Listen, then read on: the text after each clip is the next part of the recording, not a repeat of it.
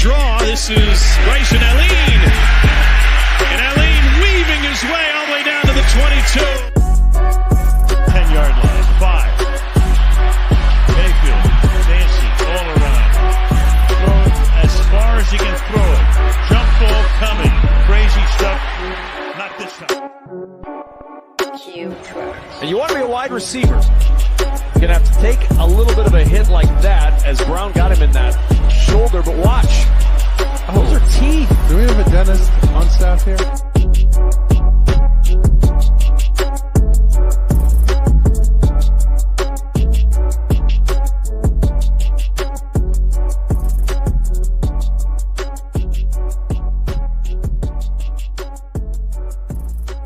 We're back with another episode of Around the Indoor Football World, and I am joined by my ever so trusty co-host who actually sat here and waited for me for about 15 minutes. TJ Bartholomew, how you doing this morning, sir? Good. How are you? I am doing well. A little annoyed by my phone like we just discussed, but it's okay. We'll get past it. I'll figure out a different way to go about this in the future so I don't leave you waiting. But anyway, we're going to have a couple different subjects today, and one of them is obviously going to be that upset last night from the Green Bay Blizzard being defeated by the Massachusetts Pirates, which I did not see coming. I'm not sure about you and your feelings. We also have a new team from the NAL. If you've been watching the show, you knew it was coming, but at the same time, we had never said the name. I was sworn to secrecy on the name, so never kind of announced that, so we can kind of dive into that a little bit. And then we can maybe even talk about that Arena League outdoor game this past weekend, which was very interesting. But let's go ahead and jump into the NAL team first. Let me go ahead and get it pulled up real quick, and we'll have the image up on the screen. But what are your thoughts so far about the setup in Shreveport and the team name, which is obviously very unique, to say the least? Well, you kind of saw coming just because of the popular. I mean, obviously with the AFL and their Louisiana team, things kind of didn't go the way they planned, obviously, but they had a following. They got everyone hyped up. Everyone was super excited about it. And that whole thing kind of unfolded. So you could kind of see another team maybe making a comeback, possibly in the AFL or in another league like the NAL. So I think they're already set up for success in terms of hype is already there and excitement. And I think that the fact that they're joining the NAL, which is a very stable league at this point in time, is definitely going to add confidence to the fan base that the team's not going to be here today and gone tomorrow like this past season. Yeah, I agree. It's interesting. Like I said, it's interesting. It's an ownership group that's been around kind of in the indoor world for a little while, and I hate to say it, but isn't everybody's favorite. Let's put it that way. I'm a firm believer that, a lot of people deserve second chances. This is one of those times I'm a little torn on it, but I really want to see the league succeed because they've done a really good job of bringing teams in this season, which I just didn't see coming this offseason. After the NAL ended with only 5 teams yet again, it was kind of an interesting situation where I wasn't sure what to think. And now here we are where they're back up to 10 teams. Now we know exactly who this team is, where they're going to play, which is awesome. It looks like this venue is very solid for indoor football, and it's budget friendly from what I understand as well. So that's always nice to hear that, and hopefully that kind of sets them up for success. It's going to be interesting though. I think Louisiana is a football hungry state. I'm not really positive about Shreveport and their audience yet, but I guess we'll find out very quickly how well they're going to support the team and if they show up in droves like we hope. Do you know anything about that market down there as far as how they support football and all that? To be quite honest, not too much. I do know though, back in the I'll say the heyday, the New Orleans Voodoo had a lot of followers. I believe Shreveport also had an AF2 team as well. So they've been in the arena world before, and they always seem to have a good following, at least from the crowds on TV and fan interaction. So it's definitely has a positive spin on it going into the season. I would definitely agree. Cody, I know you're more of an IFL fan than anything, but do you have any thoughts on the I'm gonna hopefully not butcher this name, but the Shreveport Ruguro? Yeah, I mean, I'm sorry for just kind of butting in here. I wanted to get on here in time, but I love the logo. I love the color scheme. I love the connection that it kind of has to like the French history that Louisiana has. So I really like it. If you can make that connection and really sell it to the fan base and kind of make it something personal for the fans that are down there and keep them showing up, I think it's something that could really, really work. Yeah, I would agree. Looking back to last season, it seemed like the Voodoo had a pretty good following, like TJ just said, despite the fact that they only really got to play one home game down there. And there was a lot of uncertainty about where they were going to play, which city they were going to be located, and all of that at the last second. So I'm very encouraged by that, because I think that the fans in Louisiana want a team there. It's just a matter of if this is the right market. But I would imagine that any market is the right market versus not having a team at this point. So I'm very interested to kind of see how they support the team and how it works out for them. But, I mentioned just a moment ago that in my opinion, this venue is very well set up for an arena football team, which I was not completely privy to this arena before this all came about. But when you look at some of the pictures, and I'll go ahead and pull something up here real quick. In fact, here's a video. We'll see if we can just pull up the whole video and play it real quick.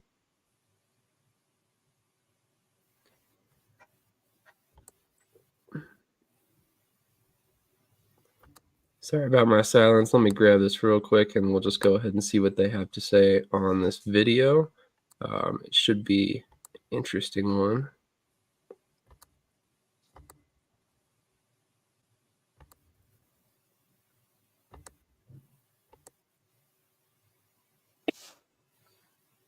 Okay, I guess we don't need the sound on if it's just going to be some music, but here we go. This is kind of like a little bit of a walk around in the stadium. It shows the ice rink and all that stuff, so it'll be interesting to kind of see this for anybody who hasn't checked it out. This is on YouTube, as you can tell, so if you want to see more about the arena and exactly how it's going to work for football, definitely go check this out and check out all the other articles that they have out there as well. There's a lot more videos on this venue on YouTube as well, but this is kind of an interesting venue. Like I said, I like that, it's set up and it seems like it's built almost for indoor football at this point. 7,000 seating capacity, which is perfect size.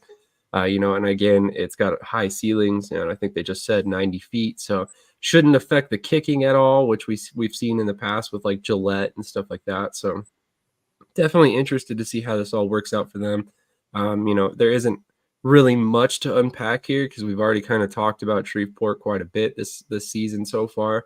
But I mean, this kind of gives you a better view of where the team's going, the foundation they've already got in place, and if we can kind of see them find success immediately. This is a location where I think they're close enough to the city to where we should get a draw just based off the entertainment value alone, and not necessarily, diehard football fans entirely. So I'm definitely curious to see exactly how it all works for them, but we can go ahead and, kind of move on to the next subject as of now. I mean, like I said, we've kind of already beat this like a dead horse a little bit here and there. We've been talking a lot about the Shreveport team over the past 3 weeks or so. So if you have not seen all of those episodes where we've discussed Shreveport, feel free to jump back and check out the last couple episodes, because I think we broke the news about 3 weeks ago, almost a month ago at this point. And, we've been kind of going back and forth on this subject quite a bit. But the bigger topic at hand, in my personal opinion, and a big reason why Cody's here with us this morning, is the upset in Green Bay last night. And man, oh man, was that surprising in my personal opinion.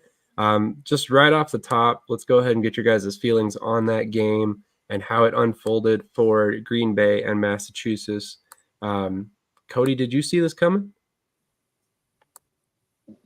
Not necessarily. I said in my preview, I'm not surprised if Massachusetts pulls the upset. Obviously, the talent's there. You made the playoffs. Anything can kind of happen. And then you kind of look in hindsight, how they kind of came back against Frisco should have kind of been a not a warning sign, but kind of a thing to kind of perk your ears up and be like, okay, if they just upset Frisco, and Frisco was already 13-3, they've played teams like San Antonio and a couple of other Western Conference teams.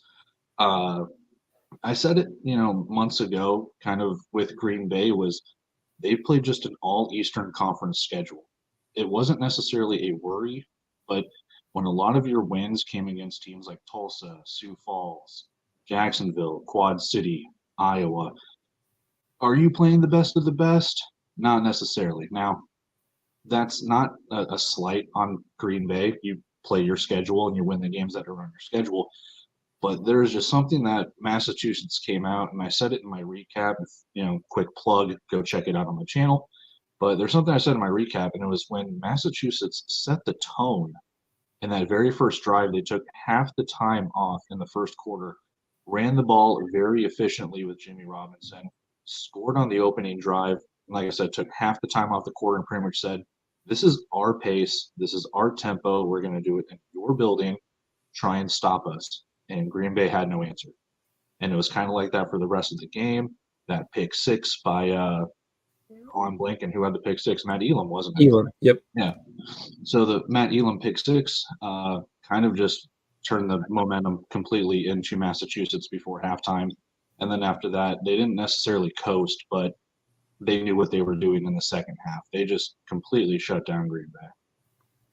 Yeah, I would completely agree. I mean, this was a little bit of a surprise for me, but at the same time, and my big thing is Massachusetts is one of the most talented teams in the league. It doesn't matter what year it is. They are always at the top in terms of overall talent. Now, whether or not it pans out in a championship win every year, that's a different story. Obviously, a lot more factors go into that, but they definitely do a great job of trying to position themselves to be one of the best teams in the league every year. TJ, were you surprised to see Massachusetts pull this one out? No. To be honest, I was a betting man and I picked them. But for me, the biggest thing was last week, like Cody touched upon, when you're down double digits against a team like Frisco at their place and you are able to stay strong mentally and pull the comeback off, you kind of feel like they can do it every week. Last night's game, from start to finish, defense was so disruptive for Green Bay's offense. They had Mailer, running around, they were hitting them left and right. They were just full on disrupting the run game for Green Bay. It was there, but they really kept it in check for the most part. And offensively, man, Massachusetts, they were hitting a couple home runs throughout the game. And then they would flip the switch and waste, again, like Cody said, a third of the quarter, half the quarter on a drive just to help kill time and stifle any momentum Green Bay may have gotten from getting a score on their previous offensive drive. So Massachusetts, they're a legit team, and right now they're riding high with that wild card underdog feel to them, and I can't wait to see who they face and see the championship game. Yeah, it's kind of interesting, speaking of which, how this week fell. We had the Green Bay game, Massachusetts game last night on Friday, and then we don't get another game until Monday night, which is always interesting to see. But at the same time, arena availability, we weren't sure who was going to be home teams and all that. So, this is a scenario where they kind of have to work around their arena. And unfortunately, I believe it's correct me if I'm wrong, but I believe Green Bay's got monster trucks going on this weekend, or is it vice versa? Is it one of the West teams that's got the monster trucks going on? It's Arizona who has the monster trucks going on. Thank you. I know you had mentioned it before. So they kind of had some arena availability issues, and we've mentioned it on here before. Green Bay has to play a lot of oddly scheduled games because of their arena as well. So I'm not entirely sure what's going on there, but they always kind of have to work around it. But just real quick, I mean, Jimmy Robinson, man.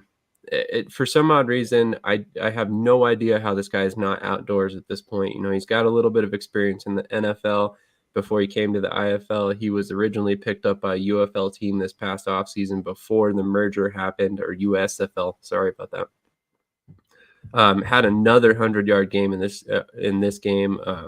2 touchdowns. He's the primary kick returner, great receiver. I just don't quite understand why he's not getting looks in like the CFL or the UFL right now with what he's been able to do. You see here 112 yards of total offense, and then let me see if I can pull up his special team statistics real quick.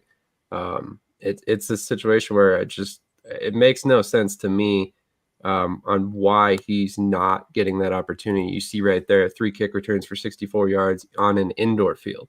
So, not only was Massachusetts, beating Green Bay when they had the ball, but Jimmy Robinson was giving them great starting field position on every drive as well. So that definitely didn't hurt their situation. And then as TJ said, you look at the defensive statistics, and they had 2 forced fumbles, 2 interceptions, 1 that was returned for a touchdown. I mean, that's hard to overcome for any team. And Green Bay is a great team, don't get me wrong. But when you have 4 turnovers on the day, you're probably going to come out on the losing end of that game, especially when you're facing a team like Massachusetts that can really put points on the board whenever they want. Ultimately, I mean, congratulations to Massachusetts. Green Bay fans, if you are a Blizzard fan, I don't think you should be discouraged by this loss at all. Keep in mind, it was last season that they were a losing team, and this season they were one of the best teams. Cody mentioned a minute ago, they did play kind of an easy schedule. And, again, you can only play the teams that you're scheduled to play. But at the same time, I think this is encouraging going forward, because I think with a couple tweaks here and there, Green Bay is going to be right back in the playoffs next season. May I interject? Absolutely. All right. Really quick with this too, I mentioned this in my recap. The thing you also have to look at with Green Bay in this game is they only had 2 starting wide receivers. So I don't want to take away anything or blame injuries or things like that, but when you realize that your leading wide receiver was your backup running back, it really says something to the testament of the grit to Green Bay, that they were able to come out with both their wide receivers. They had their backup quarterback returning kickoffs. So, I mean, the injury bug hit them at the completely wrong time. Now, again, you got to play the game. It's not like you can wait till your team can get healthy. But at the same time, it just kind of sucks that you are 1 game away from potentially playing for a championship. You have your backup quarterback who, again, got signed just a few weeks ago, returning kickoffs. You've got your backup running back who, for all intents and purposes, was kind of your kick returner, now being a slot wide receiver, and you got to play that way. Like I mentioned in the recap, if you had Harry Ballard, if you had Andre Williams back and the whole fully healthy wide receiving core, does that flip the game?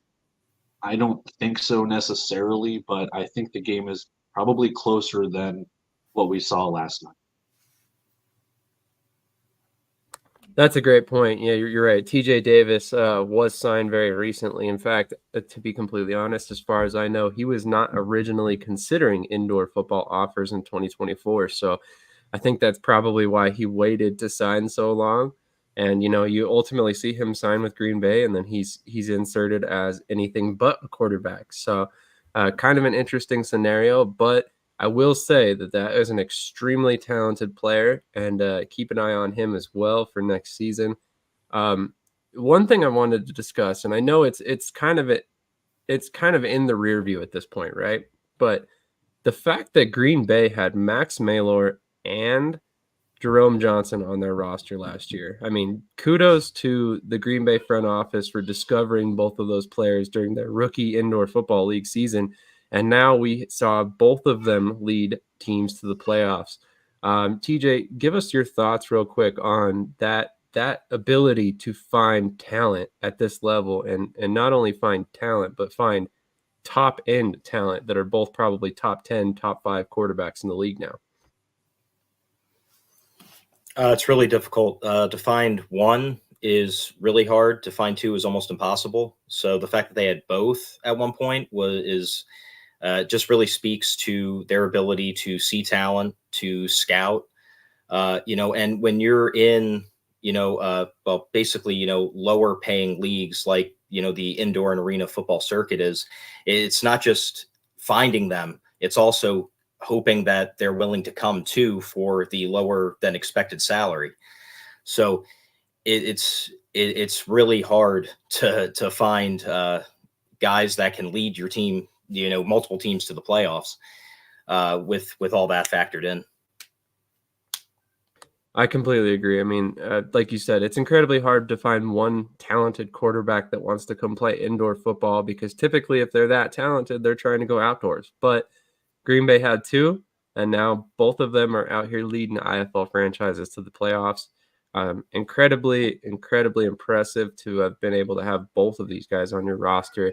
And now Green Bay goes out and finds TJ Davis as well. So I really think that they have something going on there in the front office that's working, and I really think that they are going to end up being a good team for many years to come now, which is funny to say because it was only 2 years ago now that I think I wrote an article about Corey Roberson and how he should be gone. Now I'm singing a different tune. So definitely want to kind of shout that out because, it wasn't that long ago that I thought the guy should have been fired. Now here he is leading his team to the playoffs, and I firmly believe he'll be back next season. So definitely interesting to see that quick turnaround as well. Cody, you mentioned their East Coast opponents. Do you think Green Bay would still be here if they played in the West? I mean, yes, to an extent, because I don't think they have. I don't think they would have a schedule like Frisco, where Frisco's kind of like half and half just based on their location. They played San Antonio a couple of times, Duke City. I'm sure I'm missing a couple of other Western Conference teams. I think Massachusetts only played Northern Arizona. So there might be another Western Conference team that Mass played that I'm blanking on them too. So it's not like it would be very heavy West Coast, but at the same time, you probably substitute maybe a win for a loss or something like that. Depending on who they play. I mean, if they're playing like a Duke City or something, that could be a win. If they're playing Bay Area, Arizona, something like that, you could trade a win for a loss. They'd be 12-4 instead of 13-3 at the end of the season or something. So I wouldn't discredit them. Like I said, you can only play the guys that are in front of you. Quick thing I want to touch on too, what you were talking about with Corey Roberson was when Green Bay started the season, they only brought back 6 players from the previous year. So it's to TJ's credit too of finding that talent, developing it, and yeah, they do have your main names like Myler, Trent Clark, Riverius Rivers, and the like.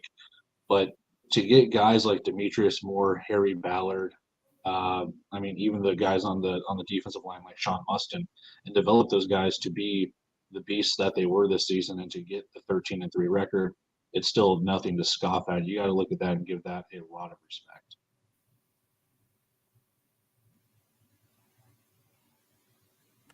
Sorry about that. So yeah, definitely kind of shifting over to another topic, which I really want to discuss today, was the IFL, announced their Hall of Fame class. Just a couple of days ago. There's 3 inductees, one of which I find very interesting, but we'll get to that in a minute. Houston Lillard, a quarterback for the Tri-City Fever for 5 seasons. He was inducted. Current AFL head coach Clinton Solomon was inducted as a wide receiver who spent several years in the IFL. And then Todd Tryon, our good buddy Todd Tryon, was inducted. We've spent a lot of time talking about how he's one of the greatest commissioners of any sport, realistically. But what a lot of people don't know or haven't really paid attention to is the fact that he was once a team owner and a player. So, I mean, he's kind of seen a little bit of everything in terms of, the different scopes of being in the IFL. He's owned a team, he's coached a team, he's played on a team. Now he's the commissioner. and now he's inducted into the Hall of Fame. What are you guys' thoughts on an active commissioner being inducted in the Hall of Fame, even though it is not for his exploits as a commissioner? Let's go to TJ first on this one. I would say because he is essentially a lifer with the IFL, it doesn't really bother me at all. His resume definitely speaks for himself. Personally, before all the info came out, I knew he was a team owner, but I also didn't know that he was a player as well. So, you want to talk about, dedicating your life to something, he's definitely earned it. The fact that he's the current commissioner, but also the fact that he's doing a great job at it as well, that kind of just, to me, adds to his resume and legacy. So I don't have a problem with it. I think he's very deserving of it. I completely agree. Cody, what are your thoughts on Todd Tryon being inducted while he's an active commissioner? I mean, the optics would have been bad had he not got it, right? Now, I'm not putting on a tinfoil hat or anything, but that just would have been kind of weird if he'd be the active commissioner. They're like, yeah, no, sorry, you don't get into the Hall of Fame. Keep commissioning our league. No, I like it. I love it. They're, like you guys alluded to, he's been a coach, he's been a player, he's been an owner. Now he's the commissioner. He's kind of like worked his way up. You can see the love that he has for the league, the sport, and everything that he's done to help grow the league. There's not enough nice things I can say about the guy. That's not me trying to brown nose him, but at the same time, look at the good that he has done when it's come to trying to get TV networks. Look at the good he's tried to do when it comes to all the YouTube stuff, the expansion. I mean, before he kind of came on here, it was kind of a wild west when it came to teams contracting, teams expanding, the ownership, you never know, was very, shoddy at best. And they've kind of made something very organized to the point where we have these standards in this league that you can call this the best indoor league. I know people will argue it, and that's perfectly fine. But when you look at what they've been able to do just over the last couple of seasons, since 2020, it has been very, very stable, and it's been under his tutelage. Definitely agree. If you go back and look at the history of the IFL, it was very, very erratic in terms of number of teams. You look back and it's in 2013, 2014, they were all the way down to 9. In 2015, 2016, and 2017, they had 10. You go to 2018, they only had 6 teams. And then all of a sudden it starts climbing, 10, 13, 12, 14, 16. So, I mean, it definitely had a lot to do with him taking over that commissioner spot and kind of solidifying everything, which I think was huge for this league ultimately and its future. I mean, just a couple seasons ago, I guess more than a couple seasons ago, about 5 years ago at this point, this league was looked at completely differently than it is today. So I think that's encouraging for anybody who's an IFL fan, because I believe that it's only going to get better from here. We already know that Fisher Sprate's joining for 2025. We're kind of speculating that at some point, hopefully Bismarck comes back. It's interesting to kind of sit here and discourse over why they're not quite announced yet. Maybe there's still some stuff in the background to figure out there, but definitely happy to see that he got the invite or the induction into the Hall of Fame based on what he did prior to becoming a commissioner. Now, if you really add on his contributions as a commissioner, I think this was a no-brainer. You really cannot pass up on putting this guy in the Hall of Fame, because without him, is there even an IFL at this point? And I know that's a crazy thing to say, but he's been such an integral part of this league for so many years at this point that it's impressive, and it's warranted that he's in the IFL. So, the Hall of Fame. So I personally think that this is a great move for the league. And, even though there was a lot of memes going around of Barack Obama putting the medal over his own neck, which I thought was kind of funny. Obviously Todd Tryon's the guy who's kind of announcing the induction class, and he's got to announce himself. At the end of the day, it's deserved. So, I don't have a problem with it. I know people were trying to be funny with it, but at the same time, I don't think there's a person out there that knows anything about the IFL that is arguing that he doesn't deserve to be there. And if you are, please, for the love of God, give me your reasoning, because I don't see it. We got a comment here from our good friend Wookie. Can't stay around for too long live since I'm at the hospital with my wife and newborn son getting ready to be discharged, but wanted to say a big supporter of the show and the community. Wookie, thank you so much for joining us, and congratulations on your new son. That is a huge step in life. I don't know if that's your first kid, but well-deserved, and excited for you to kind of delve into fatherhood. It's one of the best things in the world, in my personal opinion. And TJ and Cody can probably attest to that as well. You will never sleep again. No. It only takes about 2 to 3 years. That's all, That's true. That's very true. Give it a couple years. You'll be all right. Maybe work a night shift or something like that, and then you'll really be able to sleep. It's no big deal. Any other IFL topics off the top of your guys' head that you want to discuss? Oh, actually, I apologize. There is one more thing that I wanted to get into, and that's potential coaches for Fisher's Freight. I know I had this on the subject line for last week. This is a topic I've really wanted to discuss. We just had Fisher's Freight on a couple days ago. Cody and I were able to interview the media director, Joe Zolo. Thank you again, Joe, for coming on. It was great, very insightful. But one of the things he said is that, to his knowledge, they have not yet interviewed a single head coaching candidate. Now, granted, they've got plenty of time.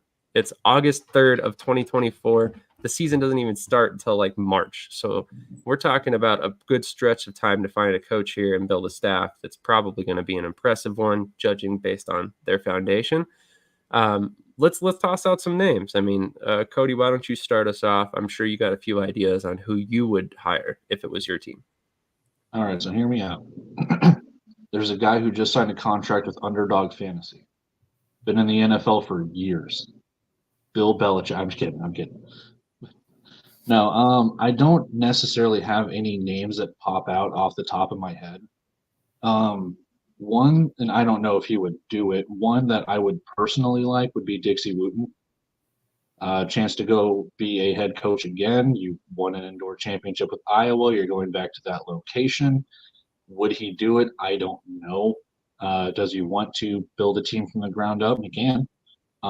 For Fishers, you kind of got to get a head coach sometime soon. You're already seeing teams re-sign players, whether it's San Antonio, Jacksonville, Tulsa. I mean, kind of got to get a guy in here sometime soon in order to start, discovering players or being like, hey, come play for the brand new team. See if you can kind of get some guys maybe from other teams or maybe some handshake deals or something. I don't know. But that would be my personal top choice just based on the pedigree that he has. I mean, Curtis Chin could kind of go in there. He was the former head coach at Tucson.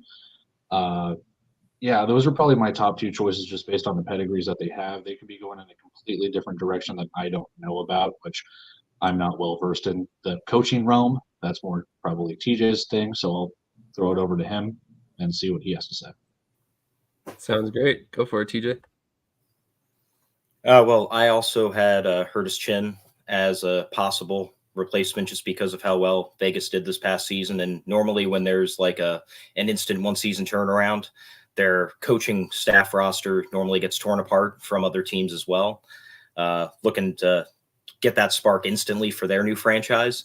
But my wild card, there would have to be some things that would have to go into motion in order for it to happen. But Billy Back, he didn't have the best season, and but for the most part, he has always been a successful coach. His resume speaks for himself, and also it's kind of been I've known about it for a mildly long time, being in the NAL for a year with the Steelhawks, but it's also known in the chat rooms and forums and stuff. He likes going to newer teams because, quite frankly, he has a little bit of a reputation for kind of maxing out funds for players, and which is why they're so successful. You look at his recent stops, Spokane, the year that they came back, Frisco, before that in the NAL with Carolina Cobras, so I think if they could factor that in, I mean, I don't know. I haven't heard anything about him potentially leaving where he's at. But if the opportunity would arise, he might choose to go. But also not knowing him well, but getting to know him a little bit back when, he's also the kind of guy that probably wouldn't like having the smear mark of last season on his resume and then jumping ship. So that leads me to believe he might want to stay for a second season to kind of help turn it around and leave him in a better place before possibly making, another jump somewhere. But that would be my wild card, just because, again, his resume speaks for himself, and a brand new team looking to catch fire quick, that's an instant fire starter for me. I'm glad you mentioned him, because I think there's actually a very good likelihood that he does get an interview there, and that he would be willing to leave Tucson if given the opportunity, due to what you said about the money situation. He is one of those guys that likes to spend a little bit of money, and I'm not saying that Fishers is going to come out and break the bank, but you look at their foundation, you look at everything they have set up. It wouldn't shock me if they are paying a couple players pretty well, because honestly, they want to come out firing from everything we've heard, in our recent interview with them. So definitely could be a situation where they are one of the better paying teams in the league, and ultimately that they kind of lure an established head coach. And I like what you guys said about Curtis Chin as well. A lot of people seem to forget that he was not only coach of the year as an offensive coordinator for Tucson, but then as the head coach, he was also coach of the year, if I remember correctly, as well, and then left after one season. So thought that was really odd. And then he ends up in Vegas and he does really well. They lead the team to the playoffs once again. But with him came Xavier Jackson too. So if you hire Curtis Chin, maybe you get a defensive coordinator with him already, because they've kind of been working together over the past 3 or 4 years now. I think that could be an interesting hire as well. I'm going to throw out another name, and I hope he's watching right now, but Haran O'Neal, former IFL, or not former, current IFL Hall of Fame coach, who I know has offers from the IFL. I can't tell you exactly which team because I don't know. But if I'm Fisher's Freight, Haran O'Neal is at the top of my list. We saw earlier this offseason, he kind of put up a cryptic message on Facebook about his future with Salina. And, if there's any question on if he's going to return to Salina, in my mind, you have to explore that. I mean, to kick off an expansion team in 2025 and do it with a Hall of Fame coach, that's a good move in my mind. So that could be a situation that we could see unfold. There are a couple other guys that I could see kind of jumping out there. Maybe a coach from Massachusetts after they have a storied run here. That could be an interesting thought. You got a couple different teams out there that could lend a coordinator as well. So I think this is going to be a scenario where we see somebody who's got some experience as a head coach brought in, just based on everything that I've kind of seen. It seems like everybody who's been brought into that organization has a lot of experience. So, I mean, I could be completely wrong on that. Maybe they hire a first-time head coach. Maybe they hire somebody that's local. I just have a feeling that they're going to come out and they're going to want somebody that knows what they're doing, knows the league, and kind of can come in and find success immediately. Any other final thoughts on Fisher Freight's potential coaching candidates before we move on? I just had one, and it's kind of a personal favorite of mine. If there's a way that they could snatch up Rod Windsor, I mean, with what he's done, I know he doesn't necessarily have the head coaching experience, but my God, as the coordinator that he is, I think it'd be kind of cool to give him the shot. Now, will he want to take it and all of those, variables? I'm not sure, but that's also a person I'm rooting for an opportunity. Former IFL, NFL player. So it would be awesome to see him get an opportunity. He played in the AFL for a while as well, too. So definitely would make a lot of sense to give him an opportunity. And, like you mentioned, he's been a very quality coach for NAS for a couple of years here. And he also coached with Arizona for a minute, I think, if I remember correctly. So he would be a good candidate. And, shout out to you, because I think he's flying under the radar a little bit, but he could definitely be the guy to come out and kind of launch a team. I think that would be a great hire for sure. I can't really think of anybody off the top of my head other than those several guys. I mean, there are a couple former IFL candidate or coordinators that I would like to see an opportunity given to. I'm a little biased towards Tay Brooks. Obviously, you've seen him kind of produce some content for us here. I know he wants to be a head coach. I don't know if this is the year for him, unfortunately, due to way that Colorado unfolded for him. I hope that he does at least get an interview, because I think if you can give him the interview, he can sell you on his ability to not only recruit a team, but be a great head coach. Another guy, again, I'm biased towards, but Julian Robinson. He was with Carolina the past couple seasons, and he's a guy who I think could easily do it. He has experience as a head coach in the outdoor game at the semi-pro level, so that could be a guy who makes a lot of sense as well. He was just hired as the director of player personnel for the Baltimore IFA team, but I don't think that would stop him from entertaining head coaching opportunities if they came. And, a couple guys out there in San Antonio, James Fuller, anyone?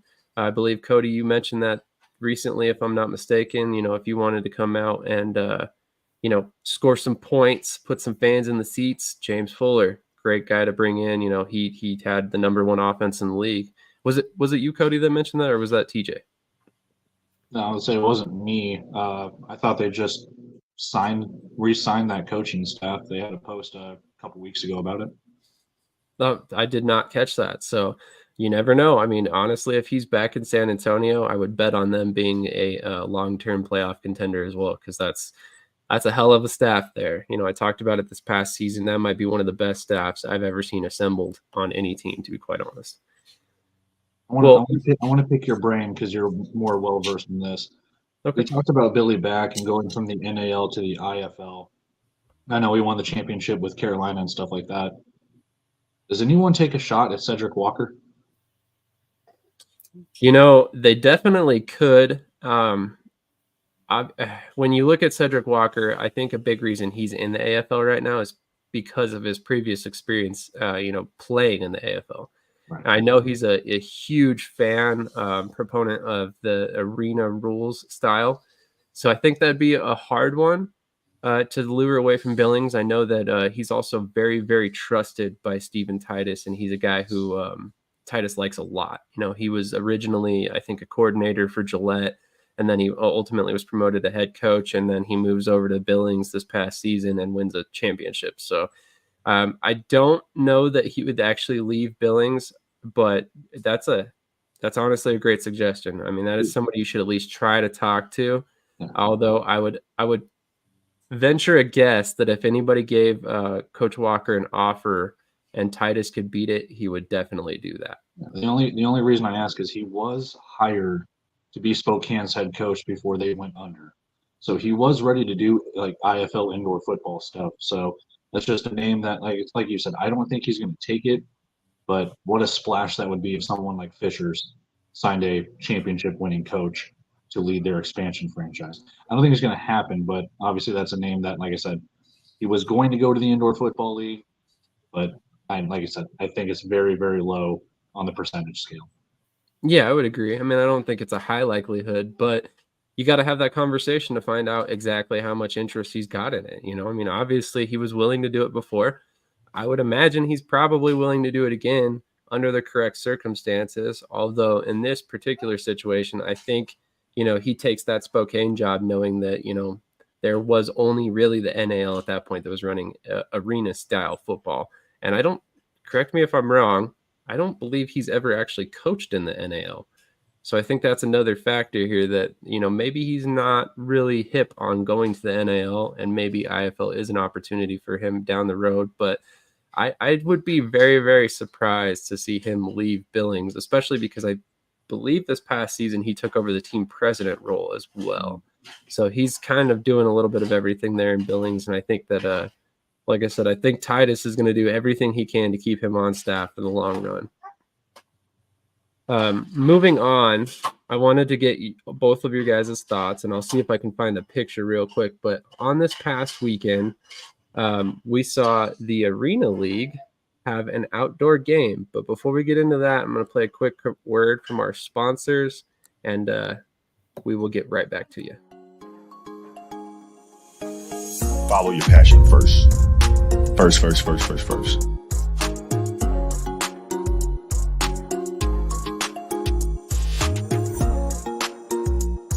the most fun thing in the world. You get up in the morning excited about what you're doing. And you got to be really honest with yourself about it.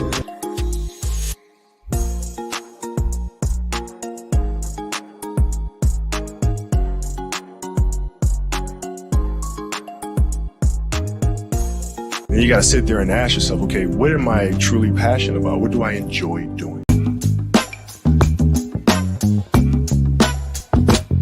I'm just being myself, cool as can be. When I'm being myself, you wish you were me. It's so easy. Get out your own way.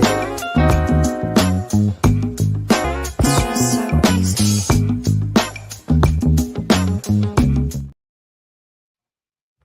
All right, so I'm still trying to pull up a picture. I believe this is it right here.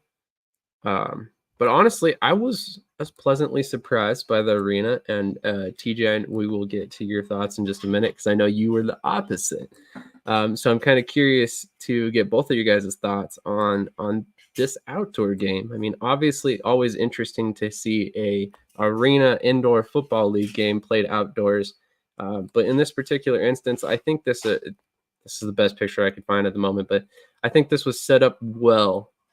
In my personal opinion. But TJ, let's go to you first, man. What were your thoughts and why were you kind of quote unquote turned off by the outdoor aspect of this? Well, I know anyone who's into, like arena and indoor football, they tend to have a pretty open mind because it is a different variation of football. So it's kind of weird for me to have a kind of a closed off mindset in this, but I feel like if it's arena or indoor, it should be played indoors. Now I understand there was a conflict with their home venue. So this was kind of not necessarily a last second decision, but it was a quick minded decision that had to be made. But I mean, overall, looking at this picture, it's awesome to see that they still drew a pretty solid crowd. I did watch a little bit of the game. It was still, good football. It was still intriguing, but it was just a little bit too different for me. Just like some leagues have done it in the past, and I wouldn't say that they were bad games either. But it just felt weird seeing the outside setting with walls and everything. But overall, again, they kind of had to do it because of the home venue situation. And if any league that's currently going on could pull this off in the best way, it is the Arena League, because they are the one league that is active right now that doesn't use any upright system. So it did fit them and help them in that regard. But overall, it was just a little bit too outside of the box for me. That's completely fair. Cody, I know you're in the KC area. You might have a little bit of insight on this venue for us. And then also, what were your thoughts on this game? Yeah, I don't really have an opinion one way or the other. I understand the scheduling conflicts. I know it was played at a local high school up here in St. Pius and stuff like that. And it's a little farther north than where I'm located. But like I said, I don't necessarily mind it. Like TJ pointed out, they don't have an upright system, so that kind of helps them. Crowd looks all right. It's fine for a one-off, but for me personally, again, like TJ said, it should be played indoors. I get the scheduling conflicts, but if there was something where, if I'm not mistaken, I think Kansas City had to play one of their home games on the road down at Springfield. That might have changed. I'm kind of basing this off just a couple weeks ago, but if it was something where they could have done that again or gone somewhere else, maybe the money wasn't there for the fan support, what have you. So this might have been the best alternative for them. I don't really know. Like I said, I don't necessarily have a problem with it. I didn't actually catch the game, but it looks like there was a good turnout. Looks like, did Kansas City win? I honestly did kind of memory hold this game and forgot it was even going on because I don't know. No worries. I believe KC did win this game. They've kind of been steamrolling opponents all season long, so it wouldn't shock me at all if it was a victory for them. I'll have to pull up the score real quick. I did not watch the entire game, but I was definitely, like I said, encouraged by how it was set up. I heard outdoor game for an indoor league, and I was a little confused at first, but when I ultimately saw the way it was set up, I was encouraged. I thought it was a decent look. It wasn't terrible in terms of, the overall feel of the stadium. And then it helped, in my opinion, that there was such a large crowd. Given the fact that this was kind of a last second change, I wasn't sure what kind of support they would get from fans in KC, but it looked like they turned out regardless. And kudos to that fan base out there. If you want a team to succeed, you got to be out there to support them, no matter what the circumstances are. And in this particular case, KC fans showed up. So I mean, that's a huge thing. And the Goats did win 61-28. So much like the rest of their games this season, they steamrolled their opponent, and they are headed to the playoffs, which we talked a bit off camera. It sounds like all 4 teams are advancing to the playoffs this season, which is definitely interesting as well. Obviously, when you have 4 teams, your options are kind of limited in terms of playoff scheduling. So I'm kind of curious to see how that all works. And I would imagine, and I'm not trying to throw any shade to any other team, but I would imagine we see the Goats in the championship game. Just based on everything they've done this season. I believe they scored 90+ points in 2 games this year, if I'm not mistaken. Yeah, I saw one. Excuse me. I saw one score. They almost scored triple digits. They got 99 on the dot. Yeah, it's we have a lot of friends over there in KC in terms of on that team. One of them being the general manager, Brandon Henderson. Chris and him are good buddies, and he's kind of been talking about it all season. He's like, oh, we're going to steamroll opponents. It's not going to even be close, and yada, yada, yada. And, I've talked to enough coaches in my day. Every single coach goes into a season confident they're going to beat everybody they face on the surface. They might have some doubts internally, but they will never externalize those doubts to a person in the media. Now, so I always kind of take what Coach Henderson said with a grain of salt, but then the season started, and it was exactly like he said it would be. Other teams just couldn't keep up. I don't know what it was about their roster, but, it helps when you have a guy like Rakeem Cato at quarterback. You come in with an experienced guy who knows what he's doing. He knows how to navigate the indoor game, and all of a sudden, you're probably going to find some quick success. So shout out to that team there, the front office, and everybody who's been able to build that team. Coach Henderson kind of made a point that maybe we need to kind of look into the overall rosters on every team in every indoor league, and at some point kind of award, say, some Shady Sports Network awards. And one of the ones that he suggested would be Scout of the Year or General Manager of the Year in terms of building a roster. And he said he would like to be nominated because obviously he had a big hand in first Iowa's roster, and then he went to Wichita and he had a hand in Wichita's roster, and now he's in KC and he had, a hand in KC's roster, which has dominated all season long. So I really think that's interesting to see how he's progressed through the season to go from one AFL team to the next to a TAL team and still find success at every stop. So definitely kudos to him and that whole KC organization, but that is definitely an interesting situation to look at. Now that we've kind of had the regular season in the rear view, we've kind of adapted ourselves to the 6-man style of football. How do you guys feel about the TAL overall in terms of long-term outlook on the league? Do you think this is going to be a league that's, around for years to come? Not necessarily a competitor, quote unquote, to the AFL, the NAL, or the IFL, but a league that could maybe build their own niche market moving forward? Let's go to Cody first. That's kind of like what we talked last week or a few weeks ago with Hot Springs and is it Eau I'm blanking on the name. Yeah, both those teams coming in. You're taking a risk on some of these smaller but growing populations in hopes that the population keeps growing. You put the fans first. It's less roster, less put up, tear down when it comes to the game day operation. So you're really putting a lot of weight into those categories. Now, has it really worked this season? I think so. Obviously, they completed a full season.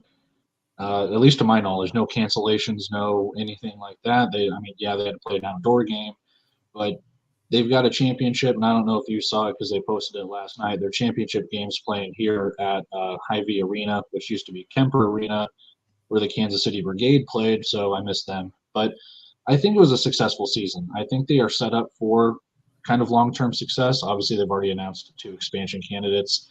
So if they can kind of keep going along those lines and slowly start building that, they've done very well for themselves, starting out low, slow, and kind of just building based on what they've done. I completely agree. I'm encouraged by everything they've got going on and the overall costs of operating some of these teams. TJ, do you think this is going to be a league that we see for the long term sticking around? To me, I could see it lasting. Again, from the outside looking in, I have no, affiliation or direct contact with anyone, but it appears that, financially they're staying within their means. They're stable.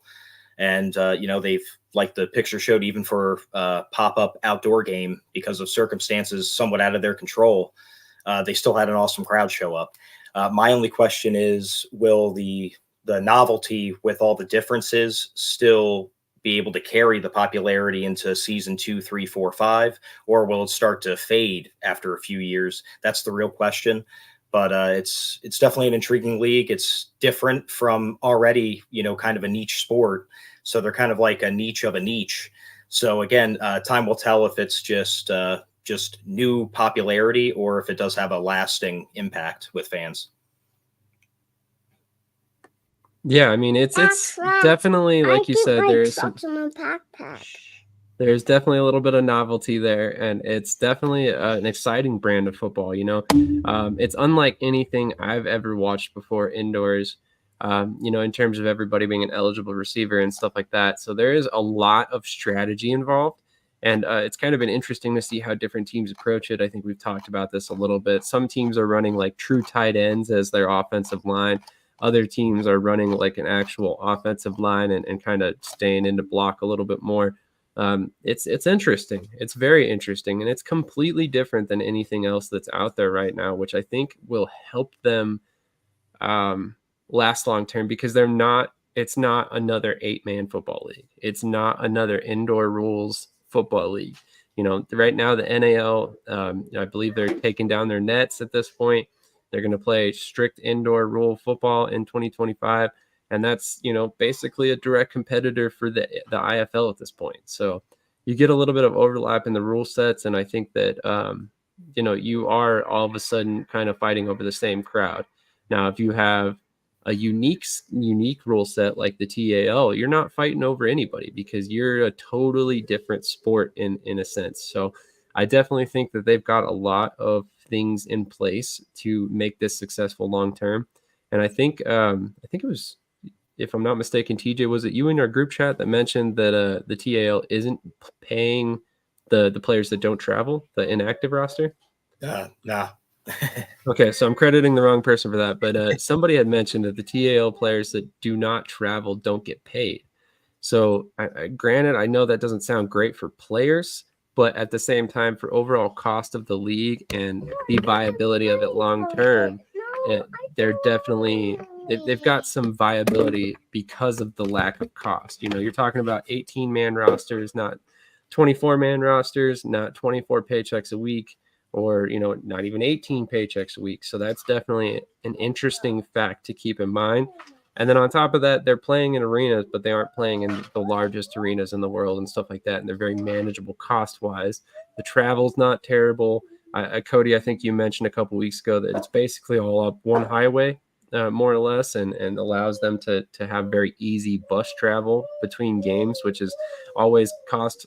It helps the cost as well because you're not flying to games, and flying gets very pricey real quick when you're trying to fly a whole team. So love to see so many things well thought out. I love the markets they chose. I love the branding. The branding, in my eyes, across the league gives it, I want to say a cartoon feel, but I don't want to say that as like a disrespect. To me, they're really playing into the entertainment value of the league, which it's a good thing for the long run as well. I mean, if you keep fans involved, you keep them entertained, you make theme nights and stuff like that we've talked about, you're going to find success long term. Fisher Spray spoke on that quite a bit just the other day. If you focus on the fans, the rest will fall into place. And this is a scenario where I think the TAL is kind of really leaning into that entertainment value. Cody, it looks like you might have something you want to say. Okay. Any other final thoughts on the TAL before we kind of wrap this one up? I know this has kind of been kind of a quick episode, and I apologize for us starting so late. That was entirely my fault. Any final thoughts for you, TJ? Not for the TAL, but I do have something to say about the IFL. Basically, last week there was obviously some streaming issues going on, and I just want to point out, again, not to kind of like kiss up to the IFL, but when things like that happen in the past, you can always tell the difference between a bad league, a good league, and a great league. Bad leagues will just pretty much brush it off, act like they don't know about it. Good leagues will, give an announcement to acknowledge it and say, we're going to fix it, blah, blah, blah. But great leagues like the IFL did last week, they instantly jumped on it. They, apologized for it. They took full ownership of it when really it's kind of up in the air on whose fault it really was. But the fact that they owned it right away, and then last night's game was night and day from last week's stream, that really does show that not only did they own it, but they also got on it and fixed it ASAP for the fans. So I just want to give a shout out to the IFL quick, because once again, they're proving that right now in the current landscape, they are the class of the indoor and arena world. I am so sorry that I didn't bring that up as a subject, because that is definitely something we should be chatting about for sure. Those issues were obviously not pretty. We had one stream start, I think, like 30 minutes late. We had one stream that had no audio for most of the game. But like you said, kudos to the IFL for coming out and apologizing, making a statement about it, and taking ownership of their mistakes.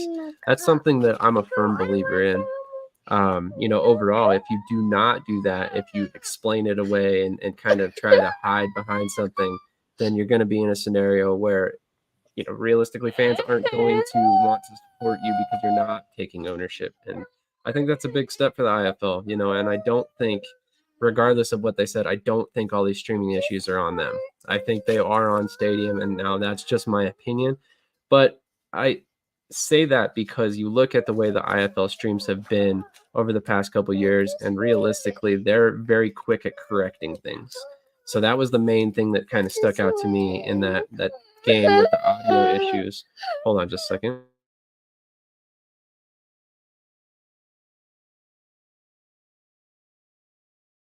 Sorry about that. My son is really wanting me to finish this up. So, Cody, any thoughts on that stadium streaming scenario as well?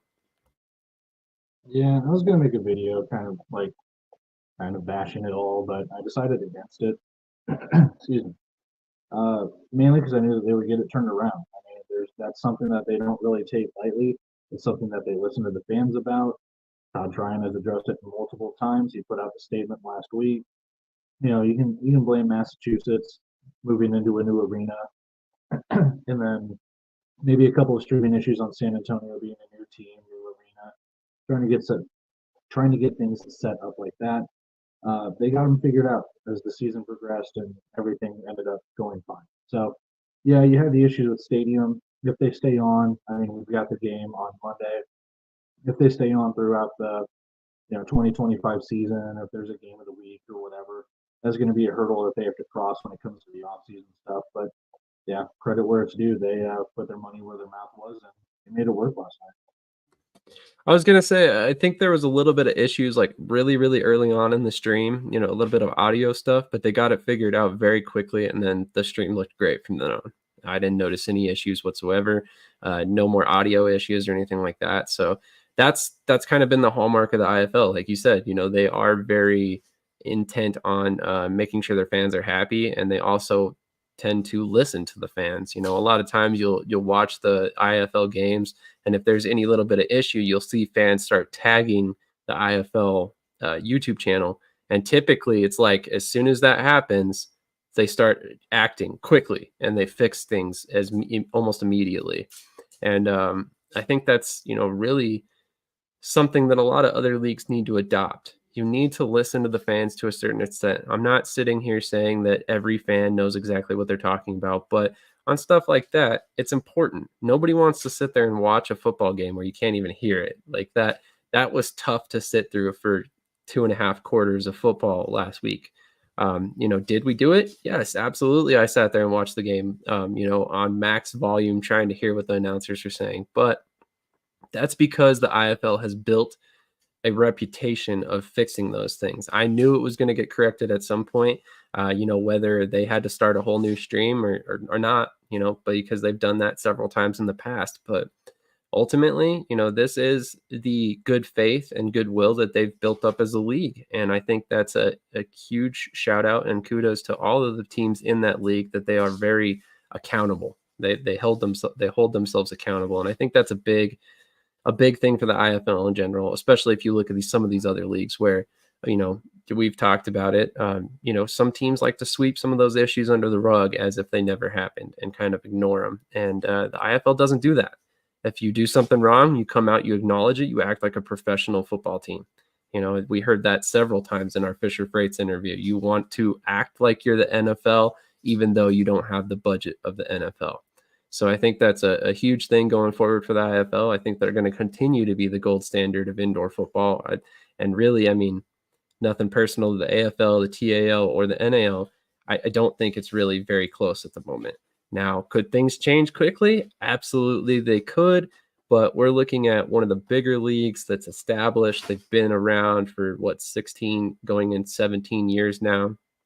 And it's only going to get better, in my personal opinion. So once, you kind of see some of these TV networks start taking notice of the excitement factor for some of these indoor football leagues, I think we will start getting a lot more exposure when some of these games start going out on bigger networks. I know they've got the championship game on CBS Sports. I know we had the AFL playoffs on CBS Sports. Maybe we can get more of that in the future. Any final thoughts on anything we've discussed, Cody, before we get out of here today?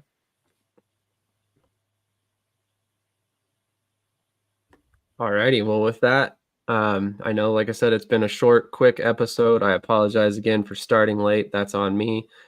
It will not happen again in the future. But we appreciate everybody who tuned in. We've had kind of a paltry crowd today, but that's all right. Once again, we started pretty late, and that's on me. But if you are here watching, no matter what platform you're watching on, hit that like button, comment, subscribe. Make sure you take a moment, go over to In the Alley on YouTube, subscribe to his channel as well. Check out that Fisher's Freight interview. If you're looking for a team to root for in the IFL, that might be the team for you, because it sounds like they're going to be very entertaining in 2025 and beyond. Maybe even a little bit of that wacky Savannah banana feel to them, thanks to Zolo's previous experience. So I would love to see exactly how they come out. He kind of teased that there's going to be some interesting touchdown celebrations, which should be fun to watch. And I have a feeling they're going to have a lot of great promotional value. If you did not catch that interview, Fisher's Freight is open to suggestions. So if you have suggestions for promo content you want to see, or, anything like that, tweet at them on Twitter, tag them on Facebook or wherever else they are. And they are open to suggestions. He was asking for off-season suggestions, obviously, because he's got quite a bit of content to try and fill over the next couple months. But still, if you want to get your voice heard, now's your opportunity. And you can help establish a new professional football team in Indy. Looking forward to that and so much more. And we hope you guys all tune in next weekend with us, Saturday, 8 a.m. Eastern, 6 a.m. Mountain Time. We'll catch you then.